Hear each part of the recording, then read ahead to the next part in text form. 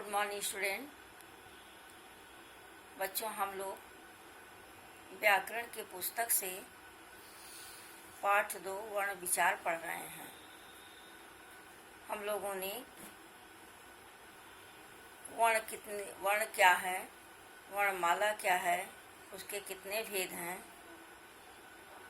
और व्यंजन वर्ण भी कितने प्रकार का होता है, ये सारी चीज़ें हम लोगों ने इस लेसन में देखा। आज हम लोग इसी पाठ से जो अभ्यास के प्रश्न हैं उसके बारे में देखा जाएगा। हमने सैटरडे को इस लेसन के कुछ प्रश्न दिए थे उसके उत्तर लिखने के लिए, जिसको समझाया भी गया था और तुम्हारी बुक में भी दिया है बेटा।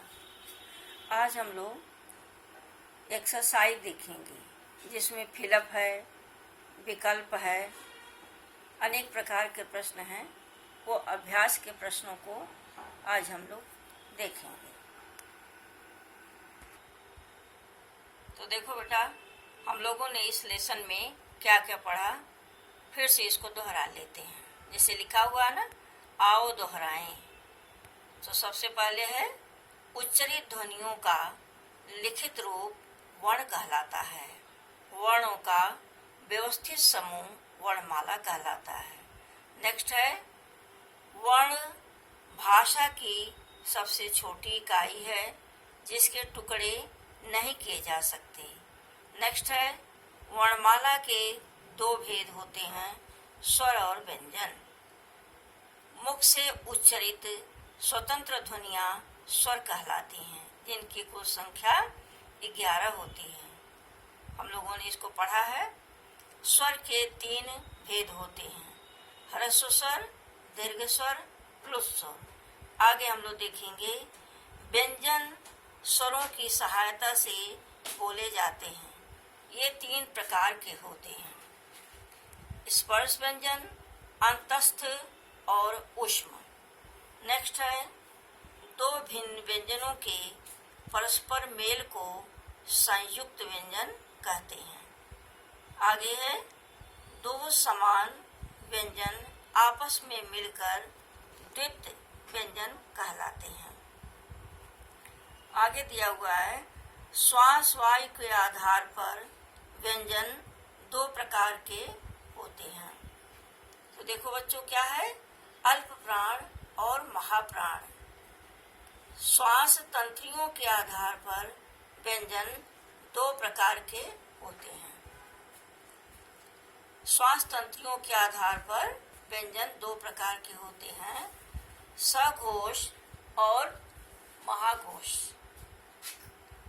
श्वास तंत्रियों के आधार पर व्यंजन 2 प्रकार के होते हैं, सघोष और अघोष। शब्द के वर्णों को अलग करके लिखने की प्रक्रिया वर्ण विच्छेद कहलाती है। ठीक है बच्चों, तो इस पाठ में हम लोगों ने ये सारी चीजें देखा।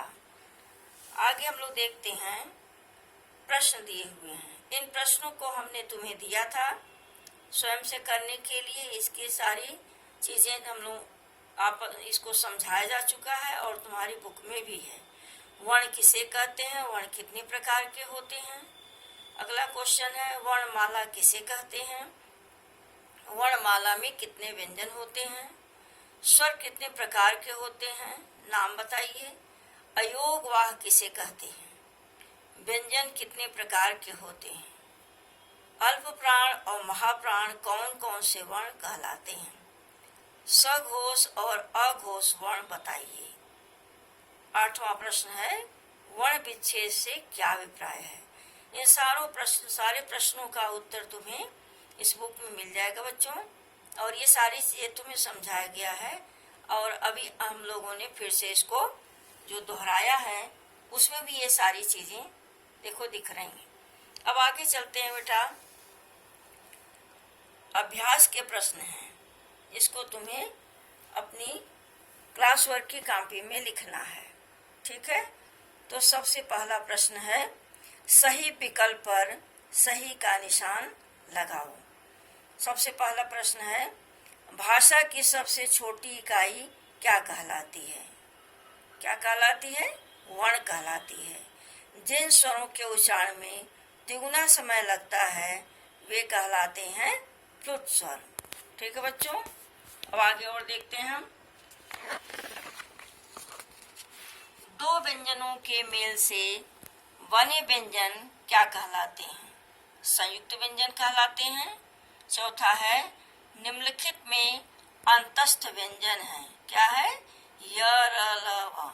यह ऑप्शन दिया हुआ है। पांचवा है, अंग तथा अह कहलाते हैं। क्या कहलाते हैं? अयोगवाह। ये देखो दिया हुआ है, अयोगवाह। ख है, निम्नलिखित वाक्यों में रिक्त स्थानों की पूर्ति कोष्टक में दिए उचित शब्दों से करो। अब देखो दिया है, सभी व्यंजनों के साथ क्या जुड़ा रहता है? अ की मात्रा जुड़ी रहती है। दिया हुआ देखो, श, ख, स, ह उष्म व्यंजन कहलाते हैं। विसर्ग लगे शब्दों का उच्चारण ह की तरह होता है। जिन स्वरों के उच्चारण में मूल स्वरों से दुगना समय लगे वे दीर्घ स्वर कहलाते हैं। ये सारी चीजें तुम्हें बताई जा चुकी हैं। पांचवा है, वर्णों के व्यवस्थित समूह को वर्णमाला कहते हैं। ग, निम्नलिखित शब्दों पर अनुस्वार, अनुनासिक, विसर्ग तथा आ का प्रयोग करके उचित शब्द लिखो। उचित शब्द बनाओ इसका। ये दिख रहा है कैसे बना है? हाल लिखा है बेटा, हाल। उस पर हमने आ की मात्रा लगाई, आ। इसको फिर कैसे बोलेंगे? हॉल। फिर लिखा है विधि, इस पर क्या लगाएंगे? अनुस्वार, तो हो जाएगा बिंदी। दांत, दांत। ये सारी चीज देखो लगा हुआ है, ये सब तुम्हें समझाया गया। इसे लिखा है पुनः, पुन में विसर्ग लगाएंगे तो हो जाएगा पुनः। अगला प्रश्न है, निम्नलिखित शब्दों का वर्ण विच्छेद कीजिए। जैसा हमने तुम्हें समझाया था कि वर्ण विच्छेद क्या है। किसी शब्द में प्रयुक्त स्वर और व्यंजन वर्णों को अलग अलग करके लिखना ही वर्ण विच्छेद कहलाता है। तो देखो जैसे लिखा है पाठशाला शब्द, इसको देखो हमने तुम्हें समझा दिया कि प हलंत हो जाएगा, आ की मात्रा अलग हो जाएगी। ठ लिखेंगे, ठ में जो अ लगा है वो अलग कर देंगे। श लिखेंगे, इसकी मात्रा अलग करेंगे। स्वर और व्यंजनों को बिल्कुल अलग अलग करके लिखना ही वर्ण विच्छेद कहलाता है।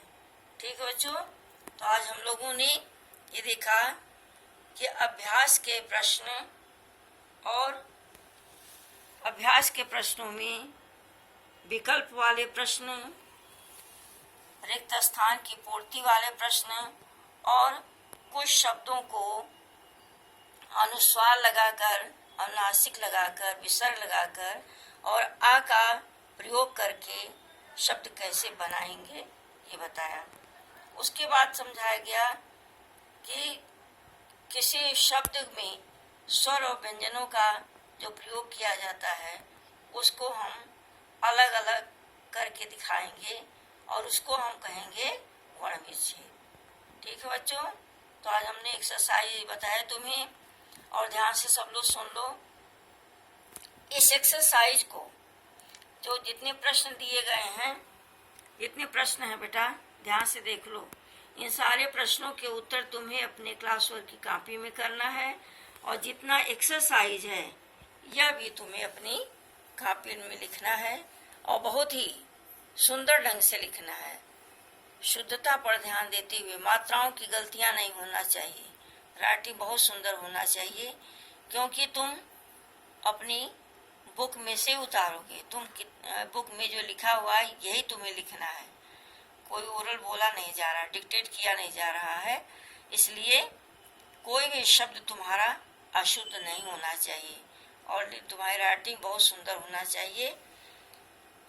हमें पूरा विश्वास है कि यह लेसन तुम्हें पूरी तरह समझ में आ गया होगा।